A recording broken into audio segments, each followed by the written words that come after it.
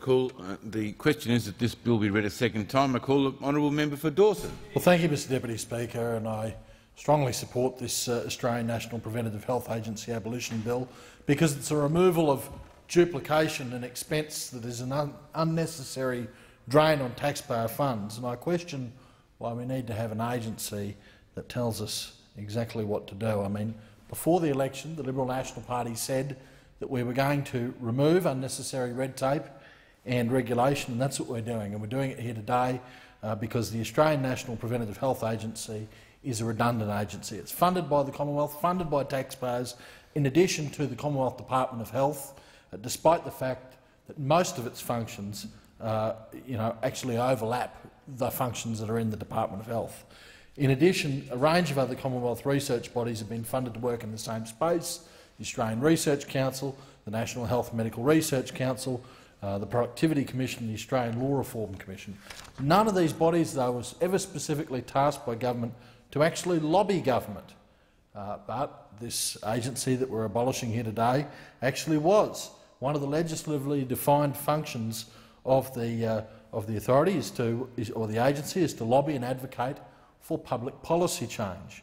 The agency is a taxpayer-funded lobby group. A taxpayer-funded lobby group. Government giving money to an agency to then lobby the government back for particular changes. How crazy is that?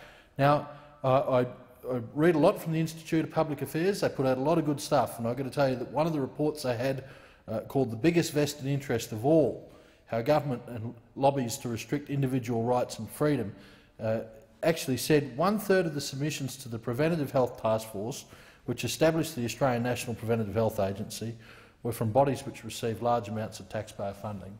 So there you go, taxpayer dollars going to agencies that are going to another taxpayer-funded agency to recommend that an agency be created that recommends back to government programs that have to be funded out of taxpayer dollars. It is absolutely crazy. So, this is the method of this self-lobbying. Works something like this. 1, taxpayers fund an agency to come up with a health-first paternalistic policy.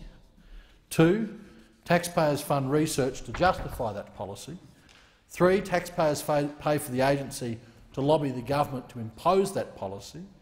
The policy is then introduced. That's step number 4. Step number 5, policies then are measured and evaluated.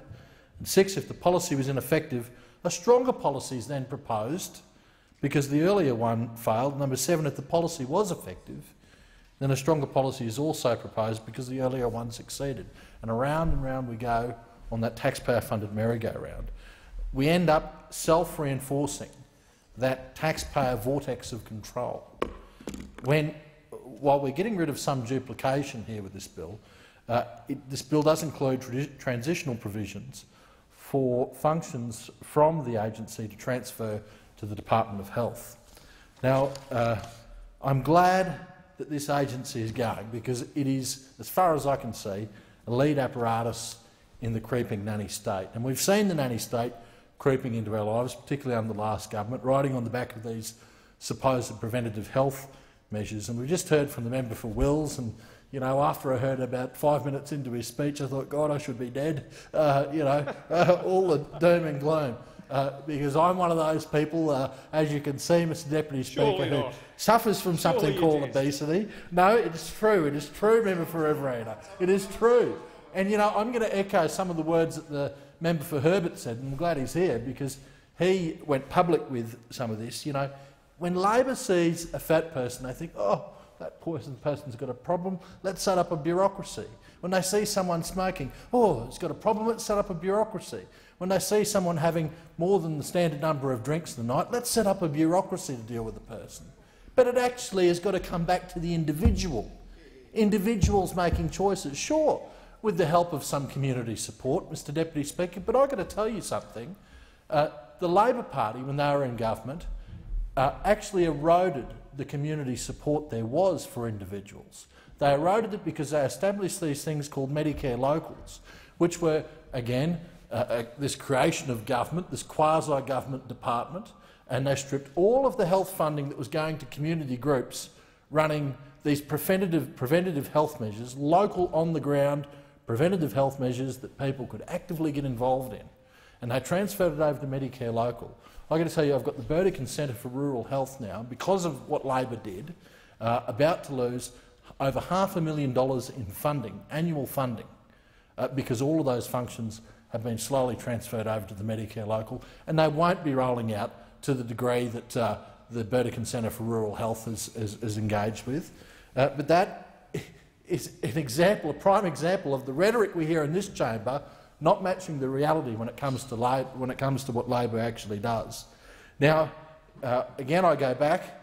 Ultimately, it is the individual's responsibility for their own actions, and that is why when the Rudd-Gillard-Rudd government legislated plain packaging for cigarettes, I spoke against that bill. I didn't believe then, and I don't believe now, that inch-by-inch encroachment into our personal lives is what our society should be about.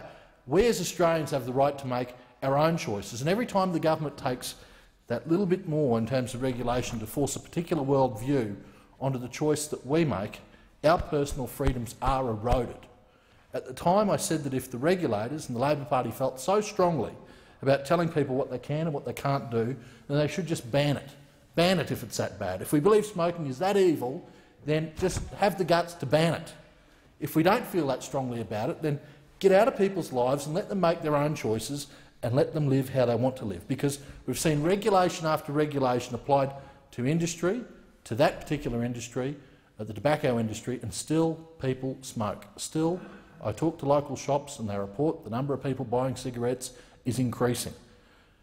The previous Labor government attempted to drive smoking underground, so much so that sellers are not even allowed to display their little olive green packaged products.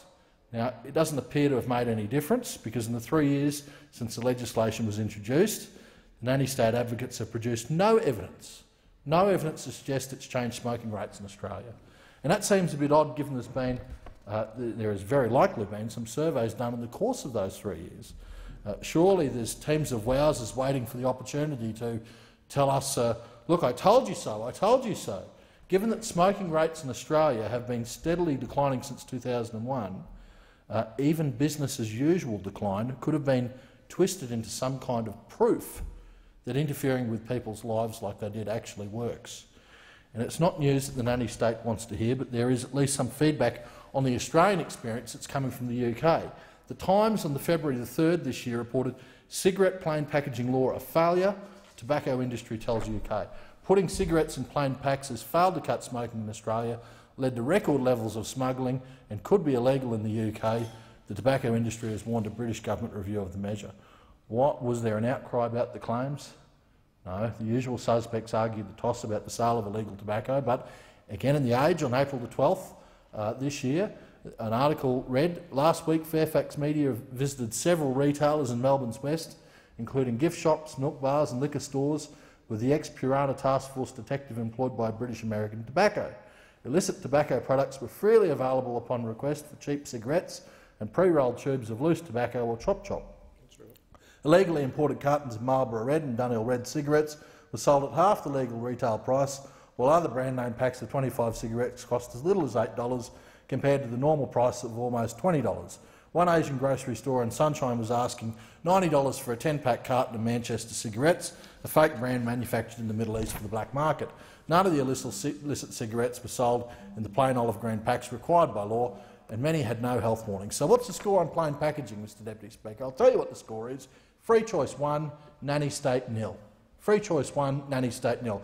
Even more questionable programs have been the photo competition run through the Be the Influence campaign, calling for entrants to submit photos of the most memorable moments from One Direction concerts and spending $200,000 on developing a cookbook. One Direction fans could win One Direction merchandise, so there's a great investment of taxpayer dollars, and the cookbook included such classics as baked beans on toast, chicken and avocado sandwiches, and the daily snack, banana and yoghurt. And these are all measures that apparently are about preventative health and the tobacco, reducing tobacco. This year we've seen the Nanny state, and last year as well, sticking its nose into alcohol consumption. In February, the Australian National Preventative Health Agency produced its draft report, Alcohol Advertising, the Effectiveness of Current Regulatory Codes in Addressing Community Concern. Well, I have concerns with the whole concept of telling people how to live their lives. I also have concerns about the evidence that the agencies used to justify the interference. And the agency needed something on which to base their interference. And for the record, here's some of their recommended interference for the media in relation to alcohol. Their recommendations for free-to-air television: remove the exemption for free-to-air television that allows direct advertising of alcohol products before 8:30 p.m. and as an accompaniment to live sports broadcasts on public holidays and weekends. Subscription television: restrict direct advertising of alcohol products on subscription television before 8:30 p.m. and after 5 a.m.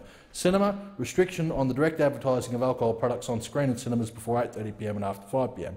Outdoor and billboard: increase the distance of advertising from schools to 150 metres to 500 kilometres.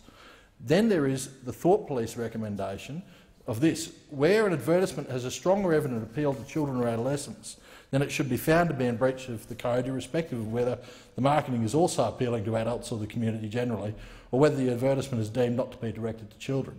On the subject of social media, the report notes how the agency has wrestled with control of the internet, and they say many of the alcohol-related fan, event and group pages on Facebook are accessible to users of any age.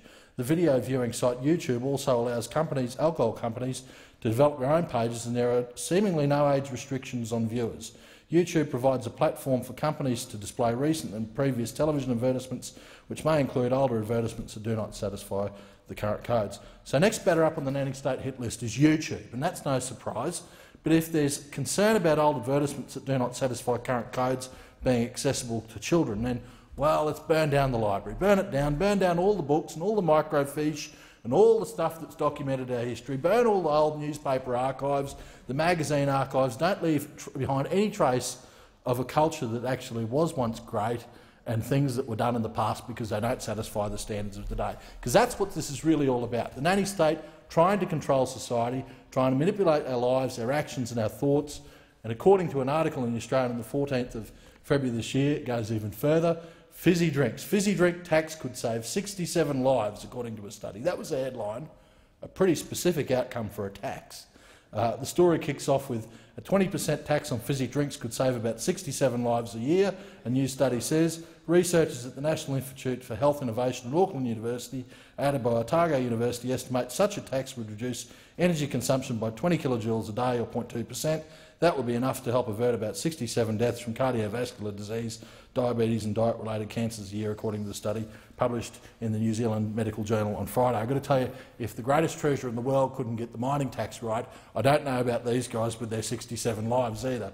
And as one commentator said about the tax, if there are 67 people out there so close to death, yet so bent on avoiding even the measliest of changes to their eating and drinking habits, then they could save their own lives by cutting just one diet soft drink from their diet every day, then the cost of soft drinks is not the problem, the people are, and that's not a problem you can attack with a tax on all soft drinkers. Another blogger lamented through laws and taxes and regulations they try to consign us to an existence instead of a life, and this is not because the decisions that they would make for us are necessarily bad decisions, but because they aren't our own. Society is not determined by some herd of hand-wringing heifers and steers and a departmental subcommittee's focus group. Culture is not ordered off a left-wing menu like some half-strength double soy decaf latte in a recycled paper cup. Society and culture is about people. Our culture is a function of our people, all the people, not just a select few. It's a combination of the lives, the actions, the thoughts and the choices of individuals. Some individuals will choose to drink alcohol, some will choose not to. I don't believe the non-drinkers have any moral right or obligation to enforce their view and their personal choices onto anyone else's. This is not your culture, it's our culture, and our culture evolves individual by individual. We don't need a pseudo-health agency to manufacture a culture for us. We need a health department to look after health. And sure, there are a lot of things that affect our health: drinking, smoking, eating, sugar, salt, caffeine, fat, carbohydrates, protein, gluten, wheat, vitamin supplements, water and air. If anyone holds strong convictions about any one or more of those, it's fine. They can choose to consume or not consume. If they have scientific evidence to support it, that's fine. Report the findings. But if we listened to every bit of advice about what not to consume, we'd all be dead, Mr Deputy Speaker. Somewhere in the middle there may be a truth. But the question is this: for whom is it a truth, and who has the right to impose their interpretation on everyone else? Now, according to the Australian Taxpayers Alliance, the interpretation should not be with the ANPHA. They said in a media release earlier this year that the ANPHA was an uninspired tax sinkhole that a power-drunk wowser elite used to advocate banning taxing and taking away consumers' choices. They have taken every chance to promote policies and controls because they are the only way to meet their increasingly neurotic standards of the acceptable quality of life. They've wasted millions of taxpayers' dollars on a feeble, nagging media campaign for no measurable benefit. I support the bill. Thank the member for Dawson. Clearly you do.